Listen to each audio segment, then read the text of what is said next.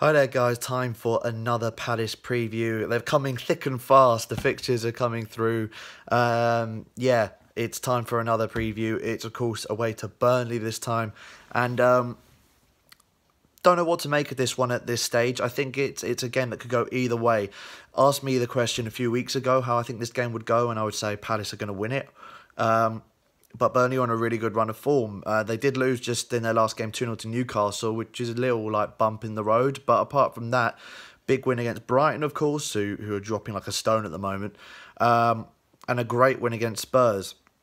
So they're coming up on some great form at the moment, one of the form teams in the bottom half of the table. So it's not the best time to play them, but equally we're on a bit of good form as well, bar the United game, which I think we didn't play very well, and I think we deserved to lose it, but you know, it was against United, so it's not like we've dropped points there, you know, so it's a big game. I would take a point right now. I'd rather for a point against Burnley. But before I quickly get into the preview, I do want to mention some of the reaction after the United game, because it did bug me a bit, some of the criticism the team got. Yes, it was frustrating because of the double figures in terms of injuries that Man United had. It was a great opportunity to get our first ever win against them since Cup getting promoted in 2013.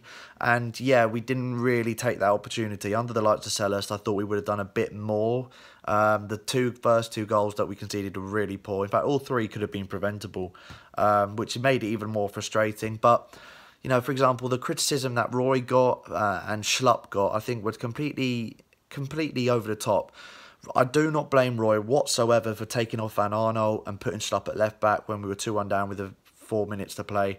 He's trying to get the equaliser. He's trying to go for it. And for once, I was impressed to see Roy make an early change with Max Meyer. And that was a really good change because it changed the game, in my opinion. We got the goal back. And yeah, just a fantastic substitute. Worked really well, and I thought Meyer had a brilliant game when he came on. So very impressed with that. It's something we've criticised Roy with on the past for not making subs quick enough or not making subs at all in some cases. This time he did it quickly, and he had to really, but he did it quickly and he made the right sub. He made all three subs before the 85th minute. And yeah, and I don't blame him. And he tried to change it up. He tried to put Schlupp. Schlupp's a more attacking player than Van Arnold. He's better going forward than Van Arnold. I think both of them, in terms of wing backs, are not very good defensively.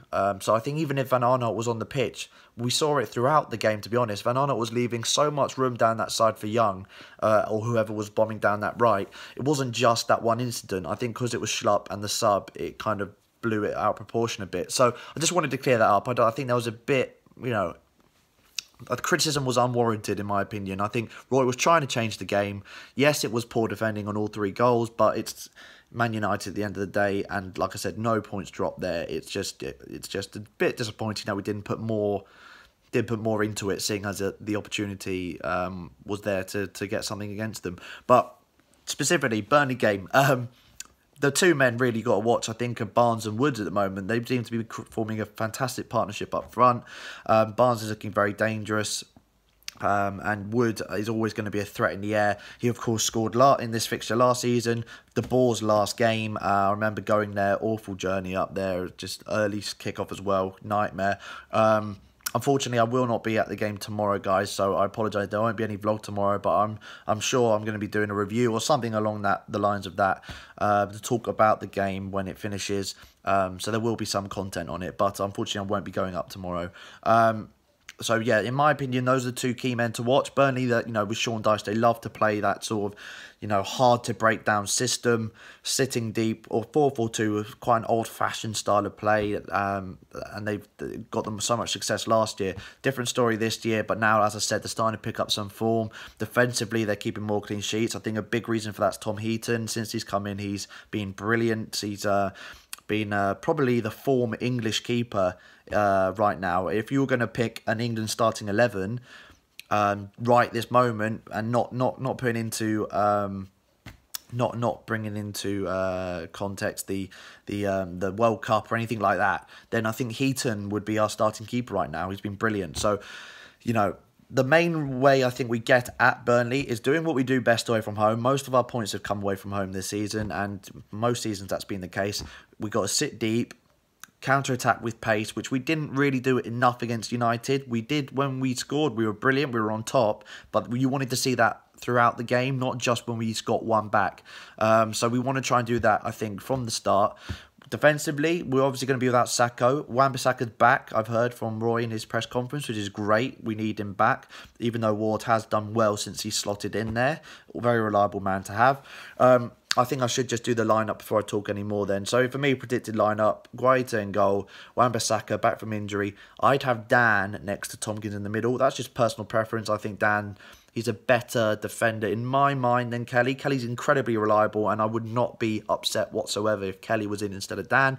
I think Kelly does brilliantly. But I think Kelly and Sakho as a partnership is much better than Kelly and Tompkins, in my honest opinion, from previous games and experiences. So I'd have Dan just because of his composure. He's still so good on the ball under pressure. We saw when he came against Spurs, for example, in the FA Cup, and Doncaster on the ball, Dan is fantastic. And he just he relieves a lot of pressure in the back line, and he's a leader as well. So he slots in there really nicely for Sakho. Van Arnold on the left. Midfield, now obviously Schlupp's just won Player of the Month, and he's been brilliant, I have to say, since the turn of the new year. He had a poor start, but he's really picked up his performances, and it's thoroughly deserved his Player of the Month. But that being said, I do think he's a great option to have as centre mid, but I don't think he's one of our best three. I think Luke obviously starts alongside him in a 4-3-3.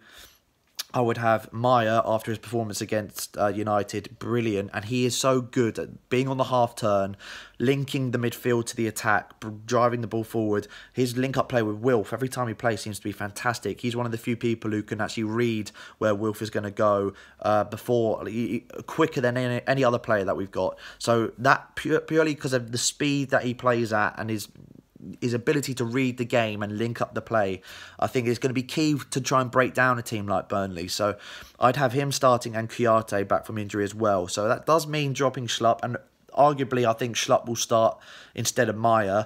But and I wouldn't be totally against that because, like I said, he's had a great month and he on form, he deserves to start.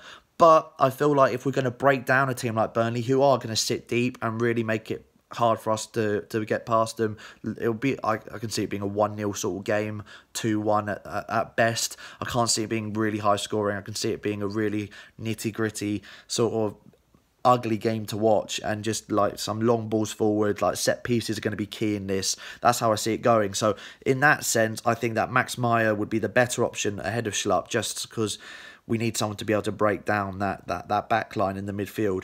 And then up front, we have the three that started. So Batshuayi up front, was Zaha and Townsend each side.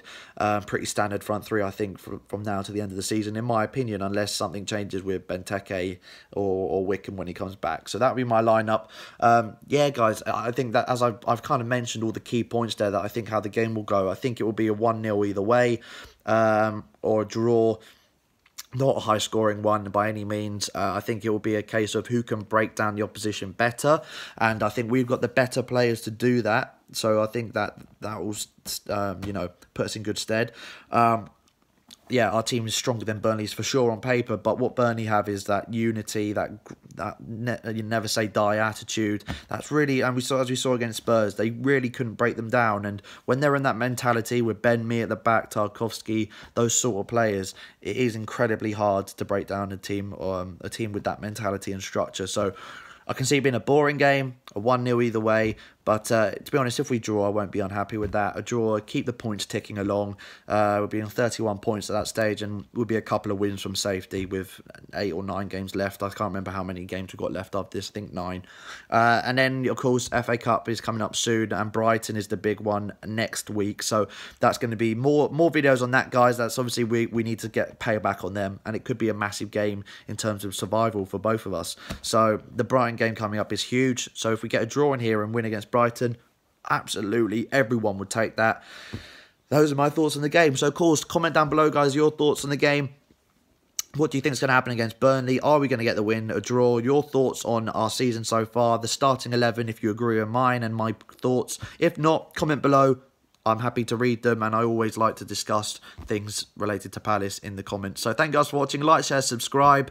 I'll see you guys next time. No vlog tomorrow, but as always, enjoy the game. I'll see you guys next time.